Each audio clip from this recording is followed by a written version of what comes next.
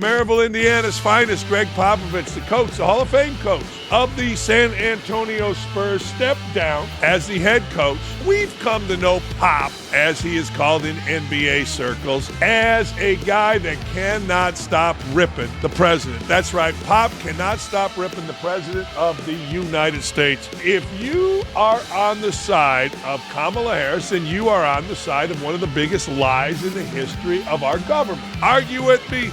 You know, I get it. You can't be on one side and say that. I'll say whatever I want. I understand. If you did hire Becky Hammond, you'd be the most protected team in the league. You'd be the most protected team from the media. Gregg Popovich, from my hometown, from my little league. That's right, Maryville, Indiana's finest, Gregg Popovich, the coach, the Hall of Fame coach of the San Antonio Spurs, stepped down as the head coach of the San Antonio Spurs. Now, Popovich, who has not won squat since he got really lucky somehow getting Tim Duncan and, of course, David Robinson, along with Manu Ginobili, very smart getting Ginobili, very smart getting Tony Parker, real late with both of them, very, very smart. Whoever did that, I don't think it was Popovich, outsmarted the world. But we've come to know Pop, as he is called in NBA circles, as a guy that cannot stop ripping the president. That's right. Pop cannot stop ripping the president of the United States, Donald Trump. He stepped away. Here, let's go through Pop's left-wing, crazy-ass press conferences where Pop, even though he did go to Air Force, and you must respect it, and actually, I believe he had a hand, could be wrong about this, but I know Bob Djokovic, who followed Pop to West Point, was a starter of the team handball program, Olympic program in the United States. Follow me. Pop went to Air Force from Gary, Maryville. Djokovic followed him. Team handball ensued. Another person with an itch, me, Dakich, got invited to go try out for the Olympic team handball team. That's true. It is. I declined it. Should have done it. What was I thinking? But anyway, here are some of Popovich's most crazy left-wing press conference. He goes unhinged right here. Let's hear number one. I'm a little confused about our city and why it's Indigenous Peoples Day / Columbus Day. Columbus? I mean, he initiated a New World genocide. That's what he did. And beginning with him and what he set in motion and what followed meant the annihilation of every indigenous person in Hispaniola, which was Haiti and the Dominican Republic today. That's what he did. He took slaves, he mutilated, he murdered, and they're gonna say slash and honor him.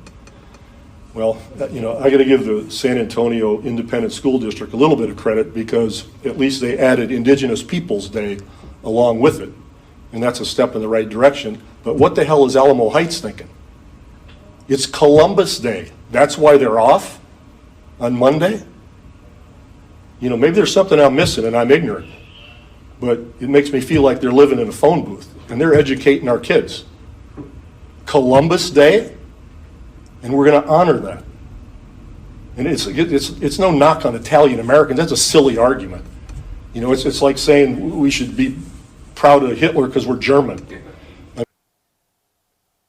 There you go. I mean, once he came out of his shell, he very much came out of his shell. The Sopranos, they were mad when they took away Columbus Day. One of the things that I enjoy about people is no matter what you are, if you are in basketball or football or baseball and you're in front of a microphone, you know everything historically. Absolutely everything. There are those that feel Columbus discovered America, obviously, whether it's true or not, who knows. But the truth of the matter is that's a day that has been celebrated a long time, and he didn't like it. Here's another. How does an 18-year-old, wait a minute, why can anybody buy an AR-15? I shouldn't be able to buy one. You shouldn't be able to buy one. What the hell do you need an AR-15 for? So he's pathetic. He's small. He's a whiner. We all know that. But you wouldn't have him babysit your kids. You wouldn't hire him if you had a small business. You want that man in your business? There's no way. But you're going to vote for him for president because he's strong? I mean, Kamala Harris whipped his ass in the debate, just obviously, and he's running ever since. He doesn't want any part of her because, as she said before, she's eaten many of his type for lunch as an attorney general, as a prosecutor. He's a small fry compared to some of the people she's gone after. And he knows it. Now, that's complete horseshit. I mean, obviously, that turned out to be wrong as Harris ducked the second debate, and Trump went ahead and was begging for a second and a third debate, and Harris obviously was not. If you are on the side, looking back at it, of what was going on with Kamala Harris and Joe Biden, then you're simply wrong. I mean, I can say this as somebody, I understand I am seen because of being on this web, I am seen as conservative. I agree with Popovich about AR-15s or AK-15s, whatever the hell they are. I've said that for years. Why the hell should anybody buy one? I'm totally in agreement with him. But you know what? Here's Donald Trump. Now, you want to say he's small because you coach basketball in a league in San Antonio, but I look at it a little differently. I say, man, that dude's building an empire. Small business, yeah, I want Trump in it. Babysit my kids. I don't want any 80-year-old babysitting my kids, except if my father were alive or my mother or actually my mother's fiance. I would like 10. I got no problem, but I don't know about babysitting your kids at 80 years old. To say Trump is small, you can say a lot about Trump.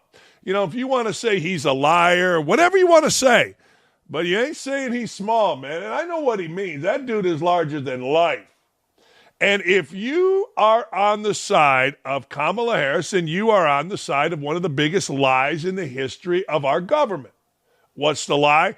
Hiding the cognitive ability, of the president of the United States. It's no different than the movie Dave. In the movie Dave, the president dies. And Klein, the actor, I forget his first name, who looked like the president, was running actually a nonprofit, was recruited to step in because they looked exactly alike. It was fantasy, but it turned out to be reality. We were hiding in plain sight a president who had no ability to think, no mental ability, no cognitive ability. Yet Kamala Harris and others were hiding it. And that's the side Popovich chose to be on. That doesn't seem right. That doesn't seem honest. That doesn't seem forthright. Now, I understand he says it in such a way to an audience that fawns all over him. But let's just be honest. If you want to whine, and I will too, about guns being available, those kind of guns, then I'm with you. And don't tell me we got to protect ourselves from the government. I'm with you on that 100%. 100%. Why should anybody be able to buy an AR-15 or an AK-15 or whatever the hell it is? Should not be. Stupid. I'm with him. Totally with him. Argue with me. You know, I get it. You can't be on one side and say that. I'll say whatever I want. But don't give me that shit about Kamala Harris. Kamala Harris as a president would have been the absolute worst thing for our country, and Popovich knows it. Popovich would have said the same thing about one of those squirrels walking out there if that squirrel were running against Donald Trump. He wasn't speaking from a point of policy. He wasn't speaking from a position of who would be better for our country. He was speaking from a position of hating one man. Now, I don't know about you, but honest to God, what Donald Trump has done, and this pissed people off, from Jamel Hill yesterday to sending me basically a list of all the things that Trump is doing that are impacting African Americans, which I'm going to research and respond to as soon as I have the time to do it. Bullshit. Honest to God, Trump could cure cancer, lay his hands on thousands, cure cancer, and people would bitch about that, including him. Here's Spurs fans' reaction. Wait a second. Yeah. Here's Spurs fans' reaction. The man went from coaching a beautiful game of basketball to being an unsuffering simp for race communism just so that he could keep his job. Good riddance. Saying those things with the Spurs logo in the background is what bothers me the most. A job where fan support is important. Why does the owner tolerate a coach or player giving insults to a presidential candidate that may be close to half of their fan support? Most overrated coach in NBA history. Soon as Duncan retired, his players were trash. I don't know if his players were trash, but his teams were. Fans don't want to hear this old goon rant about woke bullshit, but I guess after losing Duncan to retirement, he had nothing to offer. Overrated coach. There you go. So sad for Jay Will and the rest of the woke community. The woke community, if the Spurs are serious, this is Jay Will, about legacy development and modern leadership, Becky Hammon is the move. She learned under Pop, won titles on her own, commands respect at every level. This isn't about breaking barriers. It's about hiring the most qualified leader for the Wemby area, period. Well, they hired a guy, Mitch Johnson, who was an assistant coach. And look, I understand. If you did hire Becky Hammon, you'd be the most protected team in the league. You'd be the most protected team from the media. I don't know that Becky Hammon, let me go through this, commands respect even a little bit. I mean, her stupidity with regards to Caitlin Clark is on the par of all the other stupidity with regards to Caitlin Clark. I mean, but I get it. You're at ESPN. You got to say those things. You think you're being cool. You're being smart. And you know what? The Spurs didn't even consider it. The Spurs simply went out and hired the best person for the job, and that guy was Mitch Johnson. Now, we all know that following the guy that followed the guy, blah, blah, blah, blah, blah. But the truth of the matter is this. Mitch Johnson is in no better position than Popovich. Popovich won simply when he had Duncan, Robinson, Ginobili, and Parker. Not before, not since. It's different than Belichick to a certain degree because Belichick's success hinged on one person. This guy's hinged on four, basically a class of people. And then he was smart enough, or they were smart enough to put, some clowns around him, but some smart guys around him. It'll be interesting to see what happens because if this doesn't go well, mark my words, today's Cinco de Mayo 2025. If this doesn't go well, if this does not go well, then you will be hearing clamoring for Becky Hammons, which is asinine and ridiculous. Anyway, Angel Reese's mom, honest to God, the barnacle on Caitlin Clark's ass. Now her mommy is calling out Caitlin Clark fans after an embarrassing LSU homecoming. The recorded attendance for the Brazil-LSU game was 6,373. Half filled. The arena could hold 13 plus. It's a preseason game. The Sky, which is where Reese plays, opened up against the Brazilian national team in a game hosted by LSU. All right. Angel Reese's mom. That certain fan base looking into the stands, celebrating attendance while others are looking up in the rafters, celebrating championship banners. We ain't the same. Different years, same haters. Have a great day. Oh, fuck off. No, honest to God, it's just tiring. I said it before. I'll say it again. Mommies and daddies and all your bull. Yes, you got championships. Great. Celebrate that. That same fan base. Oh, are you talking about white people? Really? Do white people annoy you that bad? Look, you got a whole South. Caitlin Clark's got the whole Midwest. Let's just be honest. We've seen, I'm going to keep saying this, we've seen Angel Reese's game.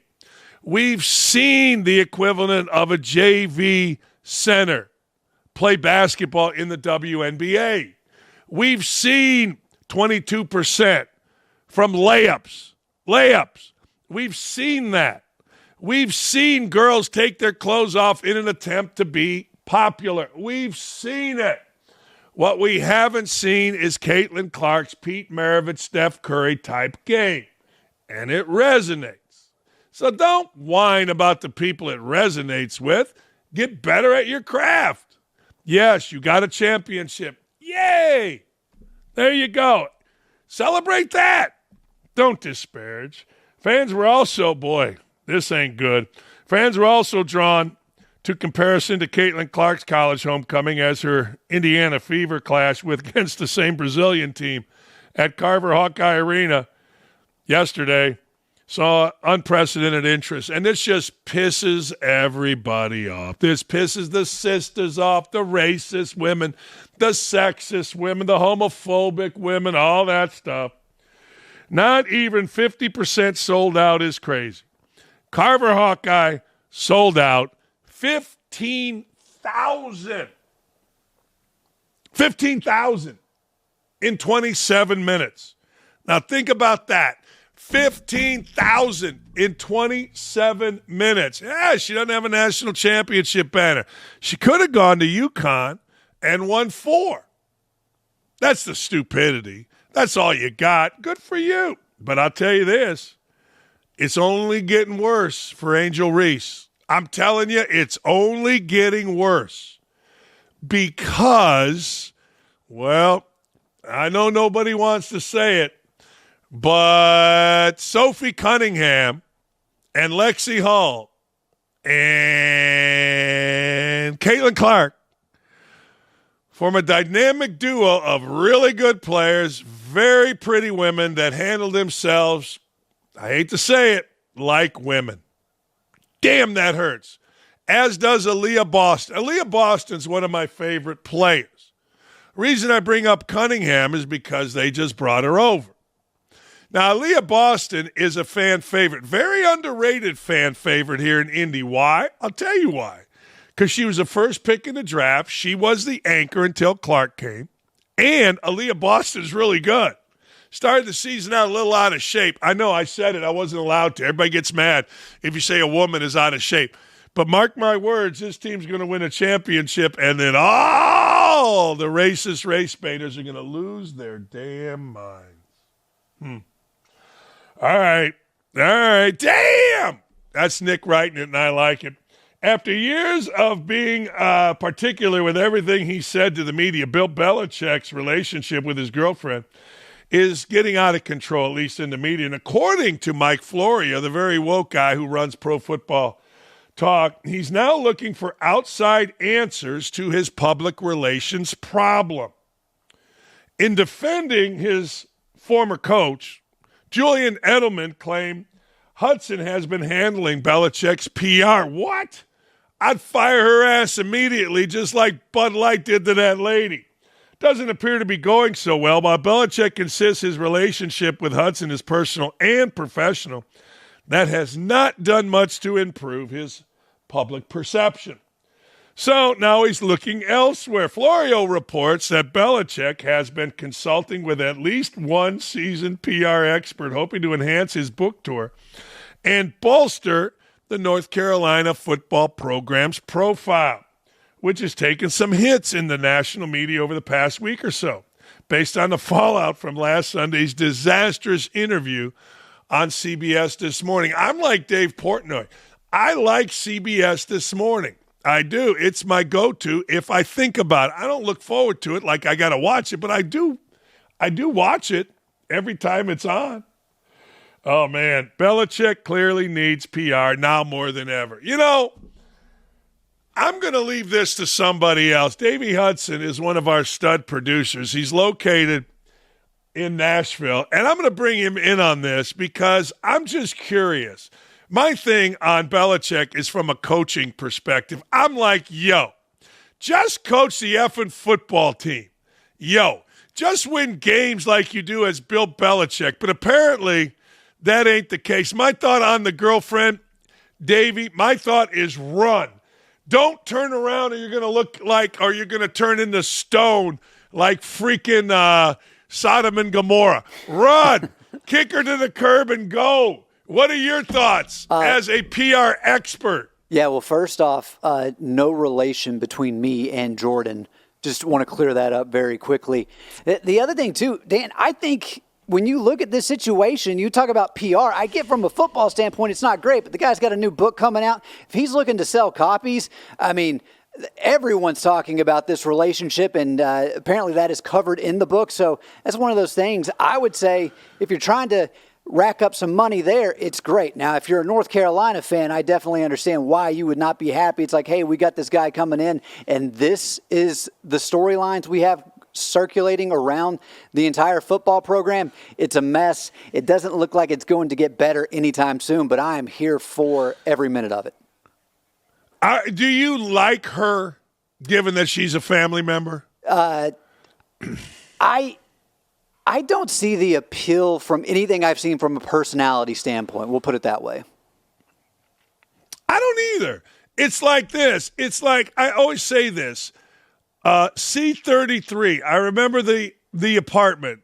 There was a apartment I lived in college. Had a little courtyard. It was like a prison, actually. Right across a little courtyard was a hot girl. And when we first moved in, I'm like, yo, look at hot girl.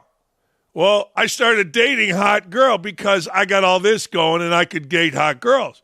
And after about, I don't know, a couple weeks, I'm like, yo, not so hot no more once I got to know her. And she probably felt the same way, to her credit. But that's what happens. Boys and girls, men and women get less hot the more you hear from them.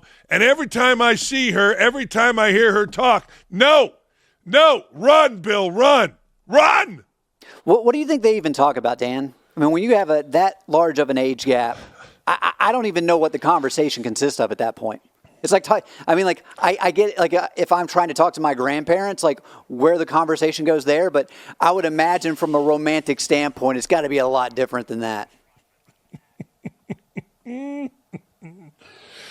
I agree. Thank you, Davey. I'm with you. Like, you got to bring in someone named Hudson when her name is Hudson. I'm going to get back to Davey in a minute. After meeting with Nick Saban, one report says that President Donald Trump has asked his aides to start piecing together what an executive order on NIL might look like.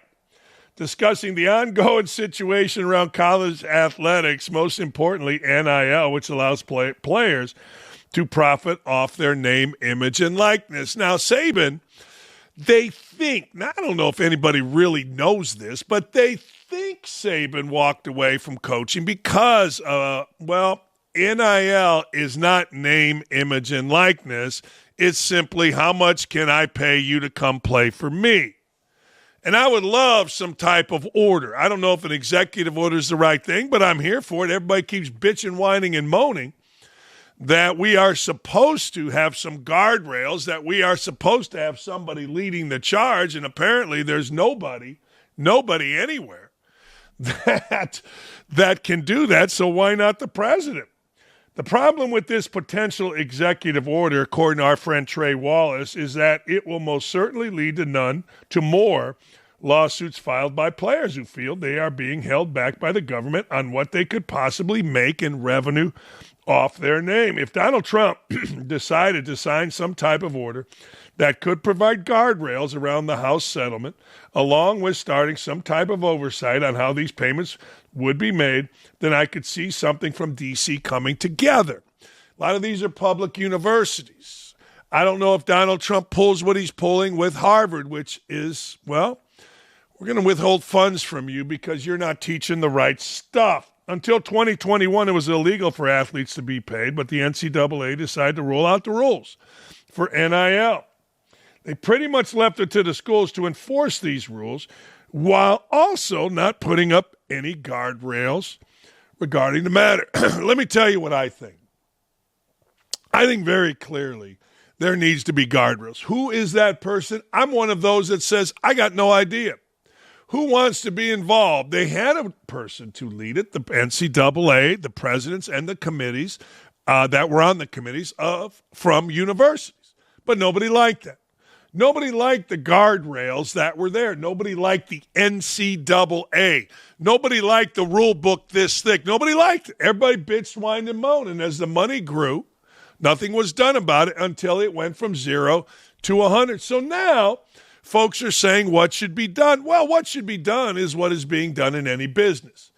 The businesses should come together, the schools, elect somebody to enforce the rules, and hopefully, if there are any rules, hopefully get this under control. But here's the caveat, and it's right here. lawsuits. The NCAA is like Ophir. You're going to see this. You're going to see somebody, not quite my age, but we've already seen it from a 32-year-old, want to get a fifth year. If the courts rule that you can now play 5 years in college, you're going to see people like the basketball player Janae something from Youngstown State file to get a fifth year. She hadn't played since 2016. Somebody says, well, your clock starts, you have 5 years. That's not true anymore. Hell, we've seen 6, 7, 8 years, I think, of eligibility. It's absurd. So, having said that, what's the answer? I'm not the guy that has answers. I'm really not. The answer, in my view, is to get contracts. But people tell me if you get contracts, then they got to be employees. I have contracts. I'm not an employee of different places. A couple places pay me. We put down on paper what I'm to do, and that's what we do. Why is this so difficult? I don't know. But apparently, the umbrella over everything is anything done is going to lead to lawsuits. We've already seen it. The NCAA went back to 2018 to retroactively pay players NIL, and now people from 16, 14, 12, 2, whatever, are now saying, whoa. You give a little, you got to give a lot, because as soon as you crack something open, boom, that becomes a massive schism. More want in. It's fascinating to watch. But anytime, if you want to sound smart, all you got to do is say lawsuit. NCAA does not win them.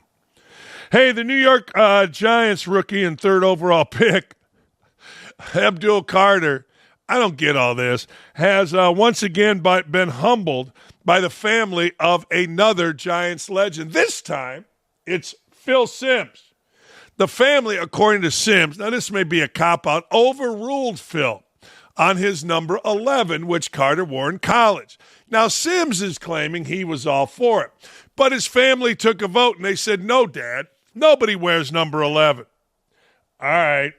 Well, we all remember Carter got denied by another crazy-ass, although Simms isn't crazy, but Lawrence Taylor is. Look up the police record.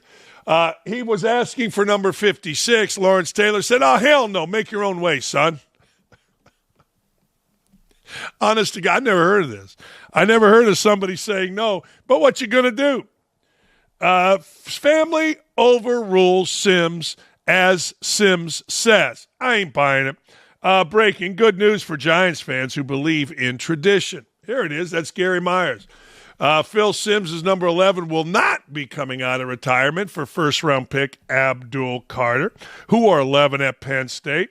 Simms said on a podcast he would be okay with it, but he told me tonight he was outvoted by his family after hearing that Simms was agreeable. Carter has said it would be an honor to wear number 11. LT already turned down Carter's request to wear 56, saying Carter needs to create his own legacy with his own number. All right. Okay. He does, though.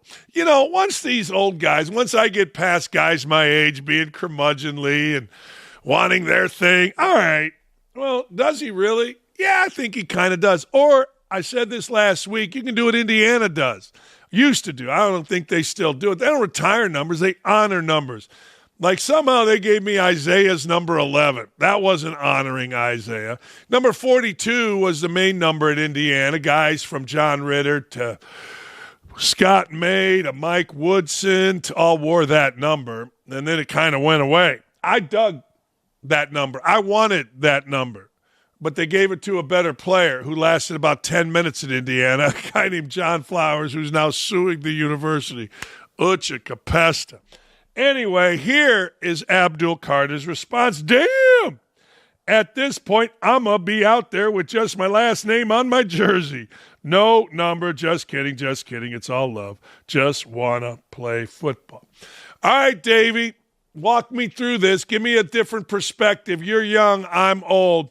Are Phil Simms, I guess his family, I don't know, and LT, are they being petty here? What's your take on this? No, I don't take it as petty. I mean, if I was in a situation where I accomplished so much in my career at the NFL level that the organization I played for decided to retire my number, I'm not bringing that out for anyone unless it is likely a family member. But the big thing for me is you do get to a point. So right now, Jackson Dart, the other first-round pick for the New York Giants, currently there's only two numbers he can choose from. That's 12 and 19. That's because, I mean, you retire so many numbers, then you have players on the roster with every other number available. I mean, it's going to get to the point you're just going to have to alter things or alter the number that somebody else is wearing. And of course, I mean, you talk about how players on these teams will sometimes pay to get the number. You get to a point though, like I think there should only be the criteria to retire a jersey needs to be higher, because the farther we go along, you're just going to have so many numbers retired. It's like, let's just start putting letters on it at some point. That's what I'm saying. When are we going to go? Give me the X. When are we going into the hundreds? When are we going? I'm 101, 103. We're already at 99 with Judge. See, the Yankees, they retire every swinging dick that there is. North Carolina does have a criteria. I don't know. I just get, I'm just like, all right. I mean, hell, retire them all. I remember going to, what's it called? The Dean Dome, looking up going, damn, that's a lot of retired jerseys. I don't know what the hell number that you wear. This just broke. America's cheatingest program, at least in the last couple of years, Michigan, where like Harbaugh was suspended 3 games early, 3 games late. Sherrone Moore was, I mean, honest to God, you cannot keep up with the suspensions of this shit show. But they have beaten Ohio State and won a national championship. That's all that matters. Michigan men. My son went there. I paid a lot of money for him to go there, a lot of money. And when I say a lot of money, I mean a lot of freaking money. And it never stops with these people. It simply never stops. Here's the latest. This just broke. Sherrone Moore, the head coach of the Michigan Wolverines, is suspended again. He's expected to be suspended for 2 games for the upcoming 2025 season as part of the self-imposed sanctions by the university for the Connor Stallions advanced scouting scandal. Industry sources have told Danny Wetzel at ESPN. It's unbelievable. Everybody said they didn't know. Now, I want you to think about that. Stallions was the guy that was, well, vastly responsible for saving all these clowns' jobs. He was responsible. They were in the shitter. This guy goes out, starts stealing signs, and don't tell me it's not a big deal. It's a massive deal. Let me give you an example of why it's a massive deal. If it wasn't a massive deal, Jim Harbaugh, Sherrone Moore, others would not have done it. Don't be stupid in thinking that stealing someone's signs in advance, not off of TV, but going to games, sitting across, using infrared glasses, allegedly, on the sideline of Central Michigan. Don't think for a second that isn't a massive, massive advantage. It is simply by these guys willing to do it. Willing to put, well, there is no reputation anywhere in sports anymore. The perception is everyone's a dirtbag. This guy, dirtbag. Harbaugh, dirtbag. Dirtbags, all of them. I hate cheats. Cheats is not a victimless crime. The teams that these idiots replaced in college football playoffs, when they won games against teams that would have had better years simply because they chose to do this, it ain't victimless. These guys are dirtbags. These guys are scumbags. Jim Harbaugh ran the filthiest program of the modern era.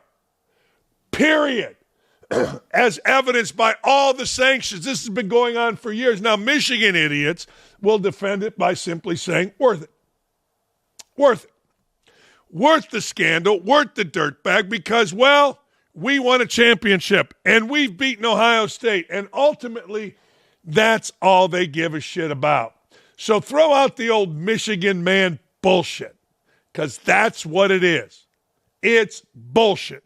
They're cheaters, no different than UNLV under Tark, which had a reputation as a rogue school. This is actually much worse. The suspensions will be for Michigan's third and fourth week opponents, Central Michigan and Nebraska, and will include being barred from any team-related duties during those weeks. Moore will also, this is so funny, receive additional recruiting-related penalties. The NCAA could still further punish Moore in addition to any self-imposed school penalty. A final resolution is expected before the start of the season. The second-year coach was the offensive coordinator in 2023 when Stalions was first accused of operating an advanced scouting operation by having friends and family attend games around the country and videotape the sideline play signal of future Wolverine opponents. Stalions has since been alleged to tape their play calling signals. It's unfucking believable.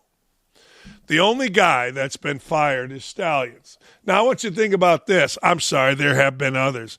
They had an offensive coordinator at Michigan that broke into not only other teams' practice plans, not only other teams' videos, but female athletes from around the country and stole their private photos. Now, it's another reason. Let me go this route for a minute. Don't send nudes. Just don't send nudes. You don't know if some goofbag in Michigan's football office isn't sitting there with a bar of Jergens to his side, one hand on a computer, the other hand doing, as he tries to steal students' pictures.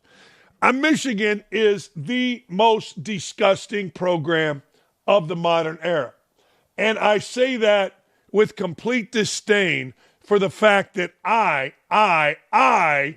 literally paid a ton of money to that shithole of a university. Then that's exactly what it is. When you are fraudulent in your overall message, and the overall message is, we are Michigan men, period. That overall message is bullshit. Michigan means you're a cheat. You're a liar.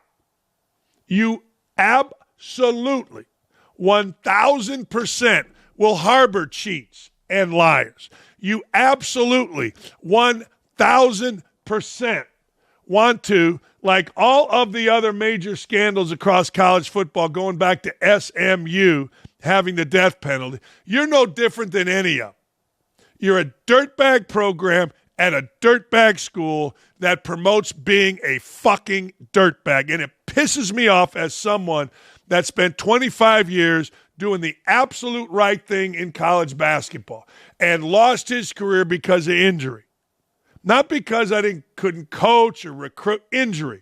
And watch these fucking dirtbags go about their business, make millions of dollars, win games, win championships, and it drives me batshit crazy. I got a lot of people that say, well, Dakich is just mad at Michigan because his son didn't get to play. Are you crazy? My son played a hell of a lot more than I ever assumed he would and actually got a scholarship. He had a great experience there. But he played for somebody that had a few morals to him, John Beilein. Unlike every fucking Michigan player that has played under Harbaugh and knew about this, which they all did, understood this was going on, and didn't give a shit. They're all fucking dirtbags. Have I made myself clear how I feel about Michigan? I believe I do. I think, as my buddy Kevin Custer just said, Urban Meyer literally broke Michigan's program. He whipped them 7 times, and he made them into something that they were the whole time. Dirtbag fucking cheats. Period.